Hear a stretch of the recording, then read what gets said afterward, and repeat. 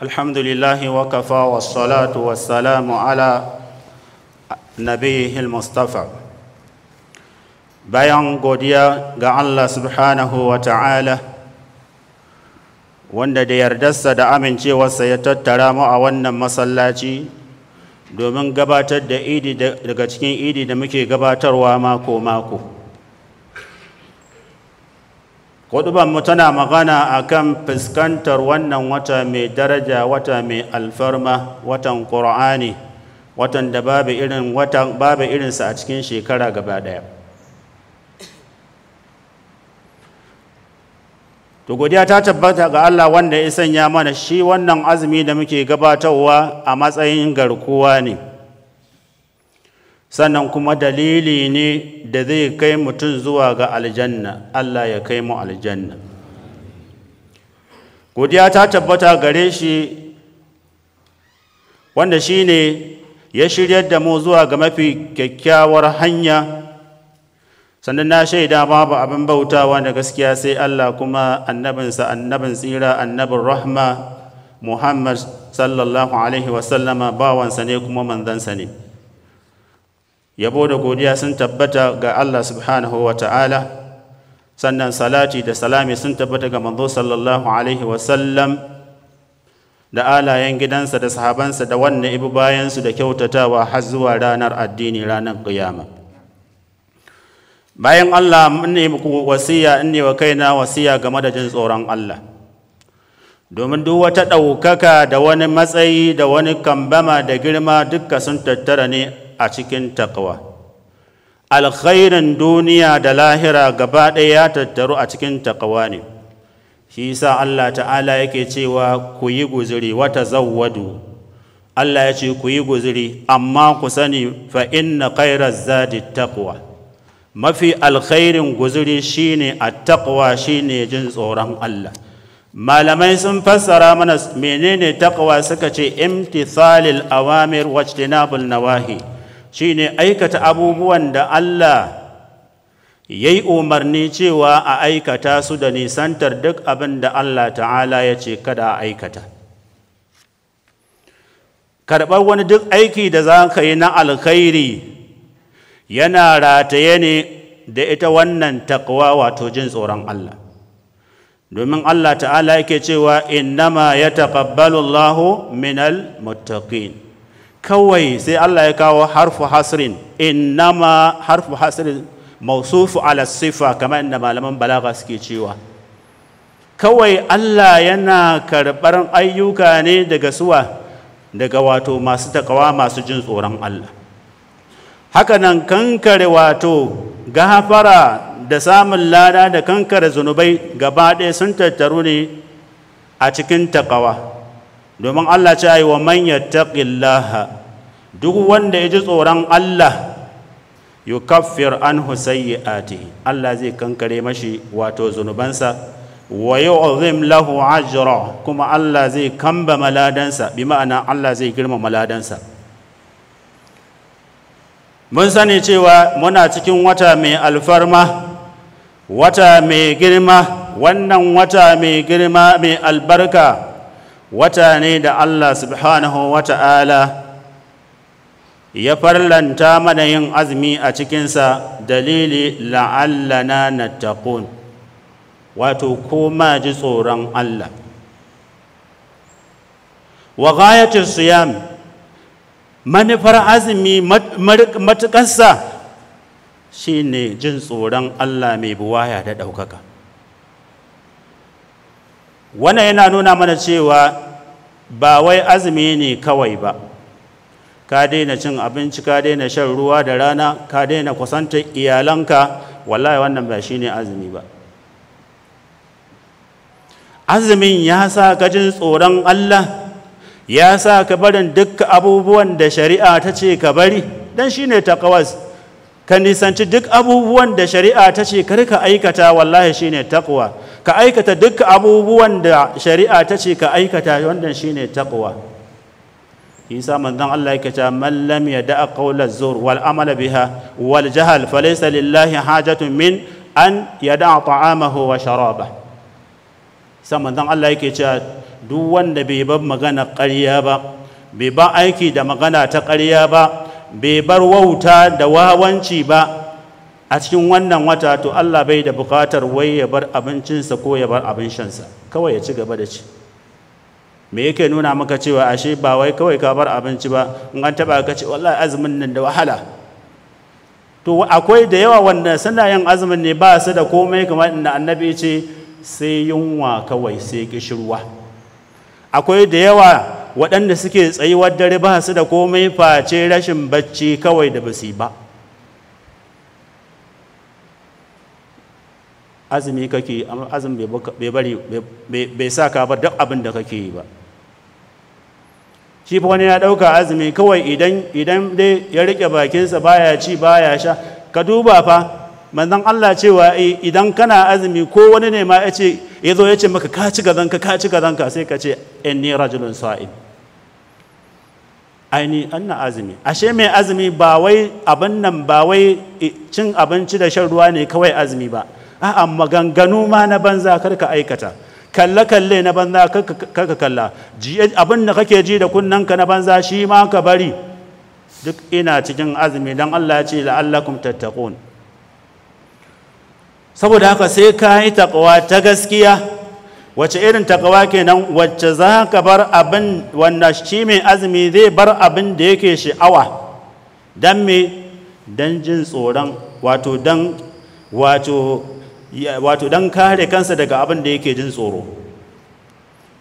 Mu sani cewa shekaru da watanni da daruruwa da kwanaki dukka lokuta ne na ayyuka, kuma dukka lokuta ne na al'ajal, na ajaloli da suke zuwa, suna wucewa cikin gaggawa, suna ƙarewa gaba ɗayansu, domin kwanaki ne na Allah. Allah kuma a cikin wannan kwanakin, cikin kowanne kwanaki, wato yakan yi gafara ga bayansa wanda yake so, wanda suka yi aikin da ya cancanta a gafarta musu. Kuma Allah subhanahu wata'ala wannan kwanaki da ya yi da shekaru da watanni, Allah yakan fifita wani watan ko wani ranar ko wata shekaran akan wata da ƙare na falala. Da haka babu wani rana face Allah subhanahu wata'ala rahamarsa tana sauka, yana rahama ga wanda ya ga dama. Mu sani cewa wannan wata ne mai girma, kwanakinsa kwanaki ne maɗaukaka masu girma, daruruwansa su ma masu girma ne, maɗaukaka ne. Don haka mu kyautata wato bakuntar wannan wata da izo mana, mu yi ƙoƙari wajen aikata ayyuka na ƙwarai. Magabatanmu ba su kasance suna tattali wai idan wannan wata ya taho suna tattarin ƙari na abinci ko abin sha ba. Su ba abinci ko abin sha suke tattali ba idan wannan wata ya taho. Me suke tattali? Shine yi wa Allah da'a, bauta wa Allah, kyauta, sadaka, sada zumunta, sannan kuma tare da ubangijin su suka zama bayi ne masu da'a da abin da Allah ya ce su suna aikata. Sannan suna kyautatawa 'yan uwansu musulmi, duk wanda yake cikin wata damuwa sukan kokare su fitar da shi daga cikin wannan damuwa. Da haka da wa'i dace ai koyi a cikin irin wannan, kai koyi da manzon tsira, manzon rahama, ya fi kowa kyauta, musamman ma a cikin irin wannan wata na rahama, na azumi. Manzo sallallahu alaihi wasallam mutum ne mai kyauta. Akan kwatanta kyautar shi kamar irin iska, in ta taso kowa sai ta raba mashi. To haka manzon Allah yake, amma a cikin watan azumi manzo sallallahu alaihi wasallama yakan ƙarawa akan yanda yake yi. Da haka kai da kake da'awa cewa kana koyi da manzon Allah, to ga lokacin koyi da manzon Allah, koyi na garin gaske. Ga Ramadan ya zo, 'yan uwanka suna can da yunwa, ba abincin buɗe baki, ba abincin sahur. Wani irin azumi kake? Wani irin musulmi ne kai? Ga mutane nan suna yawo yunwa, wataran nasa sukara wa mahum bi sukara. Ga mutane nan suna tafiya suna maye, suna surutu, ba kayan maye suka sha ba. wallahi yunwa ce da rashi da babu. Saboda haka wanda yake da dama wallahi ya dama. Ai ya isa, wato ya isa falala a ce idan ka ciyar da mai azumi kai ma kana da ladansa. Wallahi waɗannan suna nan, wallahi yau azumin da yi guda ɗaya ya kuma samu ladan wajen mutum 1000. Kai kuma kana nan ka makale naka, kuma watan dandanan za ka ga ya zo ya wuce ba kai komai ba. Yau yau nawa ga wata ne? 3 ko 4? Yau 5. Saura nawa? Saura 24 ko 25. To wallahi rana ita sai ga ana yan kai 10. Baka waye gari ba sai ka ji an ce gobe sallah, gobe duban fari. Shikenan kuma ya wuce, kuma ba ka da tabbas cewa bada za ta dawo kana nan a duniyan nan. Ai da yawa shekaran bara ai da su muke yin sallah a nan, amma sun ansa kiran ubangijinsu. To kai ma baka da masaniya cewa za ka kai baɗin nan ko ba za ka kai ba, saboda haka wannan ita ce daman ka kawai. Amma next year baka da wannan, baka sani ba Allah zai kai ka ko ba zai kai ka ba, Allah zai kai ni ko ba zai kai ni ba. Ba maki wani azumi da a ce ai last year malam wani na yi mana khutba irin wannan game da falala watan Ramadan, amma malam wani ya tafi. Ba maki kuma kai ne, ba maki ni ne. To saboda haka wanda yake da daman da zai dama ya dama. Annabi sallallahu alaihi wa sallama ya ce duk wanda iciyar da mai azumi yana da kwatankwacin ladansa. Annabi sallallahu alaihi wa sallama cikin wannan wata yakan yi iya ijtihadi irin abin da baya yi a cikin wani watan da ba shi ba. Yana raya dare, yana tashin iyalansa, yakan ci ɗamara wajen bautawa ubangijinsa. Kai ma haka za ka yi, ba wai shi kenan ka kwanta sai lokacin sahur za a tashe ka ba. Ana tashin kama kana cewa ya har lokaci ya yi. Wane irin azumi kenan? Ba aljanna muke nema ba? Aljanna ana neman, ana santa da an gaya maka aljanna haka ake samun ta bagwas?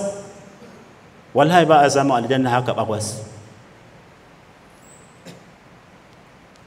Allah subhanahu wa ta'ala na gaya mana cewa lan tanalul birra hatta tunfiqu mimma tuhibbun. Wallahi ba za ku taɓa samun, kamar yadda Sheikh Abubakar Mahmud Jumi'i fassara a cikin tafsirin Saraddul Azhan, yake cewa ai lan tanalul birra, Allah ya ce ai albirra nan aljanna, ba za ku taɓa samun aljanna ba hatta tunfiqu mimma tuhibbun, har sai kun ciyar daga abin da kuke so.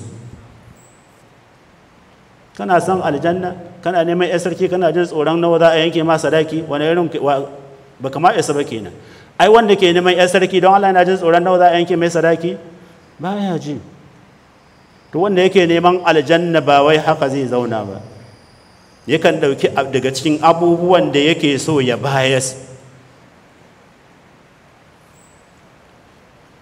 Saboda haka wannan wata yana da matsayi wato daban a wajen manzon Allah da sahaban shi.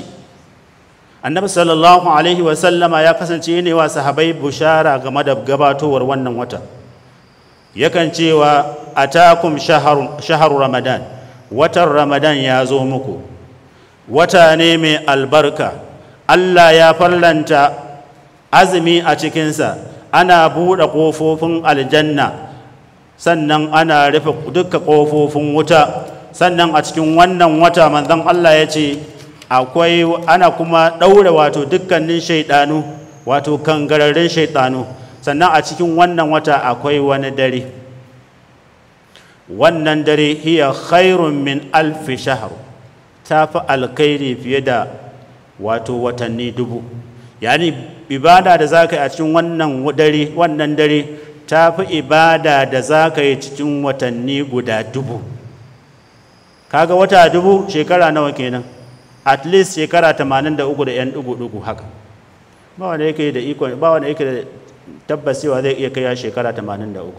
Ashe me ake so a wannan wata? Karka zama kaman waɗansu mutanen su sai ran 27 suke tururuwa suke fitowa, wai ran nan ne Lailatul Qadr zai wuce. Ba abin haka yake ba. Allah ce yamhu Allahu ma yasha'u wa yuthbit wa indahu umul kitab.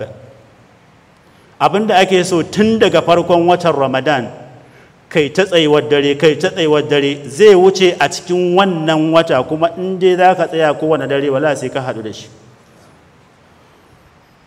amma ba ka ce ai kai ina sai ranar 27 ranar ne za a fito, ka sani ko tun 1 ga wata ma ya riga ya wuce.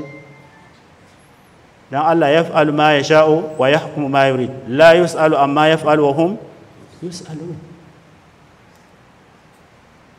to sun kasance suna shiri suna cin damara domin fuskantar irin wannan wata mai albarka ta hanyar addu'a.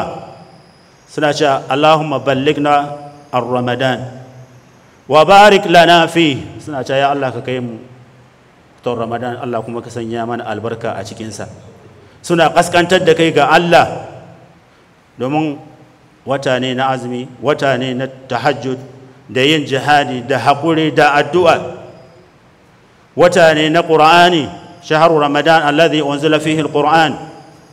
da haka ya kamata ga duk wani musulmi ya shirya, idan da baka yi shiri ba ka shirya, idan da ka yi shiri ka ƙara shiri game da gabatar da bauta da da'a ga Allah a cikin wannan wata mai albarka. sannan a ƙarshe ana so wato ka tsabtace niyya a cikin wannan wata tare da tuba na gaske, ba tuba da in watan ramadan ya dawo ya wuce ba za ka sake komawa. duk wanda bayan ramadan ya wuce ya koma abin da yake aikatawa kafin ramadan, wannan yana nuna cewa ramadan ɗinsa bai karɓu ba, domin shi aikin alkhairi kullum alkhairi yake jawowa. da can kana leƙe-leƙe, kana ɗan kurɓe-kurɓe, kana kaza kafin ramadan, da ramadan ya zo sai ka daina, da ya wuce sai ka koma, wannan yana nuna cewa ramadan ɗinka makarantar da ka shiga ka fito da zero ne, ba abin da ka yi. to saboda haka wajibi ne mu yi tuba na gaskiya a cikin wannan wata, sannan mu sabunta niyya, mu kulla wato azama domin mu ci riba ga wannan wata da wannan lokuta masu albarka. sannan mu nisanci duk wani abin da ya kasance sabo ne ko da ƙananan zunubai ne, ka nisanci su, ka tsarkake zuciyarka, ka tuba, ka fuskanci wannan wata da godiya da yabo ga Allah subhanahu wata'ala da farin ciki. ka san wani wannan watan yana zuwa shi watan bakin cikinsa kenan, ina ganin ai an takura shi, a ce tun daga fitowa alfijir har zuwa faɗuwar rana ba zai ci ba, ba zai sha ba, ba zai kusanci iyalansa ba, bal ma duk ɗan gurin da ake zuwa ana shirme, kuma a duk waɗansu gurin ma an kukkulle shi, yana ganin an takura masa. kawai ina azumin ne kawai dai dan dole, saboda ya taso a iyayensa suna yi ko ya taso ana yi a garinsu. to kaga wannan bai san me ake nufi. manzon Allah yake cewa man sama ramadan imanan wa ihtisaban, manzon Allah cewa duk wanda ya azumci watan ramadan yana mai imani da duk abin da Allah ya faɗi na sakamako game da wannan wata, game da wannan azumi, sannan wa ihtisaban yana neman lada a wurin Allah, sai manzon Allah ya ce gufira lahu ma taqaddama min dhanbi, wanda an gafarta mashi dukkan abin da ya gabata daga zunubansa. Allah ya gafarta mana dukkan abin da ya gabata daga zunubanmu. Allah ya sanya mu cikin bayansa da yake yantawa a cikin wannan wata. Allah ya nisantar da mu daga aikata abubuwan da baya so. Allah ya kusantar da mu zuwa ga duk abubuwan da yake so mu aikata. Yan uwanmu da so gabata suka riga mu gidan gaskiya, Allah ya gafarta musu, Allah ya yafe musu. akwai yan uwanmu da suke cikin hali na ina zan sa kaina, wato yan uwanmu Falastinawa, yan uwanmu ne musulmi, suna cikin wani hali. ya kamata cikin wannan wata mai albarka mu dage wajen yi musu addu'a. Allah ya kawo musu taimako, Allah ya kawo musu agaji, Allah ya ɗora su akan maƙiyansu, Allah ya ɗora su akan maƙiyansu. haka nan halin da muke ciki a wannan ƙasa na rashin tsaro, da kuma halin ina zan sa kaina na tashin farashi da talauci da curuta da ni yaso, ya Allah ya kawo mana ƙarshen wannan hali da muke ciki. Allah ya kawo mana ƙarshen wannan hali da muke ciki. waɗanda suke da hannu wajen tura mu cikin irin wannan hali, idan masu shiriwa ne Allah ya shiryar da musu, idan kuma ba masu shiriwa bane Allah ya mana maganin su. sani cewa Allah subhanahu wataala ya umarce mu da al'amari mai girma, ya umarce mu da yin salati da salami ga manzon tsira manzon rahma dan Abdullah inda qawlihi subhanahu inna Allaha wa malaikatahu yusalluna 'alan nabi يا أيها الذين آمنوا صلوا عليه وسلموا تسليما اللهم صل على محمد وعلى آل محمد كما صليت على إبراهيم وعلى آل إبراهيم إنك حميد مجيد وبارك على محمد وعلى آل محمد كما باركت على إبراهيم وعلى آل إبراهيم إنك حميد مجيد اللهم لا تفرق جمعنا هذا إلا بذنب مغفور وسعي مشكور وعمل صالح مبرور وتجارة لن تبور اللهم إنك عفو تحب العفو فاعف عنا اللهم أحسن عاقبتنا في الأمور كلها وأجرنا من خزي الدنيا وعذاب الآخرة اللهم أعز الإسلام والمسلمين وأذل الشرك والمشركين ودمر أعداءك أعداء الدين وانصر عبادك المسلمين برحمتك يا أرحم الراحمين يا غفور يا رحيم يا من ليس كمثله شيء وهو السميع البصير سبحان ربك رب العزة عما يصفون وسلام على المرسلين والحمد لله رب العالمين قوموا إلى صلاتكم يرحمكم الرحمن